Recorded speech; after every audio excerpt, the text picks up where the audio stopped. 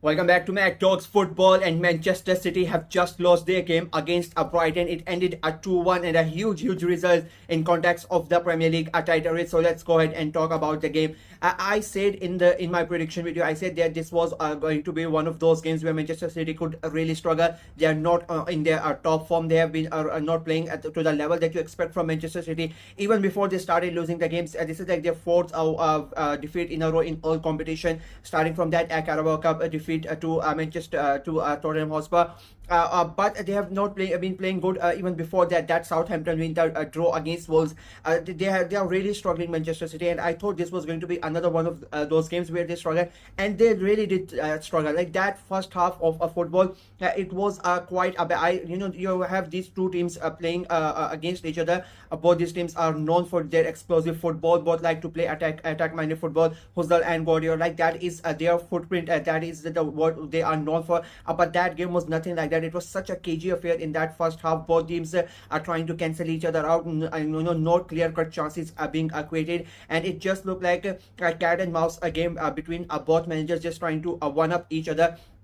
And then you Erling Haaland, who has been acquired the whole game, somehow one ball comes up and he controls the ball, beats two defender with his strength, goes past the keeper and scores it. Keeper initially saves it, but that's the quality of Haaland, the way that he reacts quite quickly before the defender can do it, and he scores and it becomes 1-0. And you're sitting here and you're just wondering, like, this is why City are the champions. They're not playing that good. Erling Haaland has been invisible, and the moment it comes, they take their chance and they take the lead. And even after that, it was not like that Manchester City started playing good. It was just the same sort of football that happened before the goal and after the goal. That first half was really poor, and not just from Manchester City but from Brighton as well. Like, I think it was a quite a poor half of football. Second half comes in and Brighton completely changed. I mean, they were on a different level in that second half. The way that they moved the ball, it was quite a lot quicker than in the first half. The passes that make Danny Welbeck at the front, I think he had a better second half as compared to the first half. The way he held up the ball, the way he brought the other players in, and just the overall play from them was quite good. The substitution that Husdar made, bringing in Matt Riley, bringing in João Pedro, both his goal scorers, like he's the one who brought them in. And you could see like Manchester City were really struggling even before the game. Like defensively, they are not really in that. But this was the sort of game where they really missed Rodri. Like the way that they were easily taking the ball away in the Manchester. Brighton won that midfield battle quite convincingly in that second half, and I think that is the reason they ended up losing. I mean, Guardiola really couldn't understand what has happened to his team. The way that they conceded those two goals in such a short manner, and that especially that first half, like what were Manchester City doing? They are not able to clear the ball out of their defense, out of their box. 2-3 chances they get. Danny Welbeck misses it, but then João Pedro comes up and he scores that first goal. And even before scoring that first goal, they could have easily scored a couple of goals, Brighton, because City were all over the place. Like they had just one shot on goal in that second half. Manchester City, that's how bad they were in that second half, and they got completely dominated by Brighton. And when they got that first goal, Brighton, you just knew that if there's going to be any team that's going to score another goal, that's going to be a Brighton, because they were already in that attack mode. They were the one with the attack a bit assertive. Like they were the one dominating at the game. They were the one creating all the chances, and that's what happened. A great ball comes in and Matt Riley finishes off, and it becomes a 2-1, quite a good goal as well, a well-worked goal, and it becomes a 2-1, and I would say deserved lead taken by Brighton. And Manchester City were shell shocked. I think even the first goals shocked them a little bit, and the second goal completely deflated the team. This was not the type of City team that you would have expected. A lot of the times when you see City, when they concede, they just take the ball back and just start to play. But even in this game, if after going down 2-1, they really did not create that much. Their passes were too slow. They were not accurate. The movement between them, the link-up play, nothing was there for today for Manchester City, and they paid the price for that. Like they were really poor. It was not like it was not a fluke win for Brighton or anything. Manchester City were really bad in that game, and it has been a pattern for the last 3-4 weeks. And I have been saying this almost now for a month. Since that Wolves game, I've said that Manchester City are not playing that good. It happened in the Southampton game as well.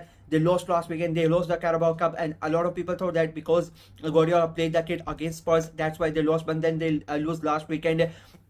against Bournemouth. They lost in the Champions League against Sporting. Now they have lost against Brighton. So it is this is the first time that Guardiola has lost 4 games in a row in his career as well. So that's a big blow to him as well. So I think Manchester City are really struggling, and for them, that like the international break could not have come at a better time. Now they can sort of relax, go back, and Guardiola can figure out a way to get his team back on track, because they were already like a couple of points behind Liverpool, and now they have lost. Liverpool are gonna play Aston Villa in a couple of hours, in half an hour, sorry.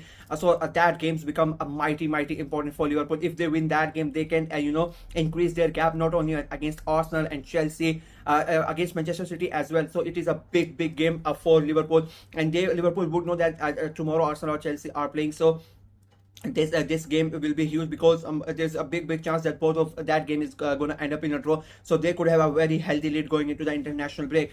For Manchester City, it is a devastating win. They have lost, and now there is a chance like that the gap they had against Arsenal and Chelsea and Nottingham Forest included, that could easily quite go away, and it could be reduced to just 2 points. So it's a big loss for them. Brighton, on the other hand, great performance. As I said, they were amazing in that second half. They completely dominated Manchester City, and they played them over the park. They got their goals, they finished their chances, and they could easily have scored a couple of more goals if the players had their shooting boots on. It was a really good performance from Brighton. They moved up to 4th, just 4 points behind Manchester City. That's a big thing for them. They want to get back, stay in those European places. They want to get into the Champions League. That is their aim this season. Husdar is doing an amazing job, and again, his substitutions were on point, bringing in those 2 players. They are the ones who go ahead and score the goals. I mean, he would be a very happy man tonight, getting a win against Guardiola in his first time. I have a big deal for Husdar, and it's a big win